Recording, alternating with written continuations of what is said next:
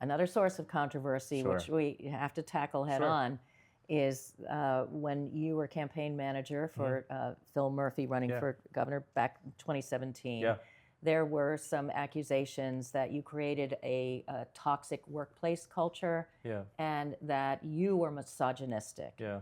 And whether true or not, Sure. it is a stain and creates a perception that Yeah. is very hard to deny or erase. Yeah. How do you want to combat that or comment on that? I would respond to that question by first talking about who's supporting this campaign.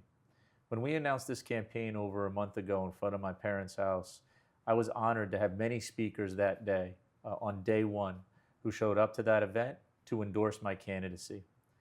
They included State Senator Brittany Timberlake, one of the most progressive senators that we have in the state of New Jersey, one of 3 African-American women state senators that we have in the state of New Jersey.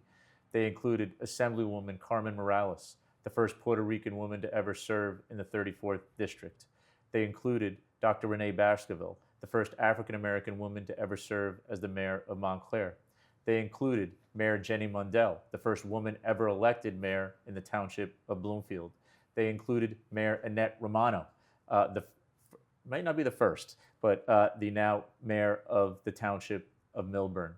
They included people like Melissa Walker, a Grammy Award-winning jazz artist and a leader in arts education running Jazz House Kids here in the region. It included Deborah Kagan, a nonprofit community leader who also serves as the executive director of the New Jersey Bike and Walk Coalition. It included people like Ann Marin, who runs Tony's Kitchen here in Montclair, doing a tremendous amount of work across this entire region around the issue of food insecurity. I would ask people to look at this campaign in terms of not just what I stand for, but who it's been endorsed by. That's the first thing I would say. Secondly, and that, by the way, including my own wife, who's the first Colombian American to serve in the state, as a state representative in the state New Jersey Assembly. So, like, there are validators for this campaign for lots of different reasons, and I think people should ask them why they are supporting my candidacy in this campaign, and they're people that I've been honored to work with each and every day. In addition to that, specific to the campaign itself was a moment in time in my own life, first and foremost, that you reflect on. Anyone who I believe or who felt that there was not a safe work environment provided, I have done a lot of self-reflection on what we did right and what we did wrong, and how we can improve on that. At the time, I can confidently say that I thought we did everything possible to provide a safe work environment for the people that worked on that campaign. It's important to note there's never been any accusation per se leveled against me. Some of these things have been conflated in terms of how these stories have been reported.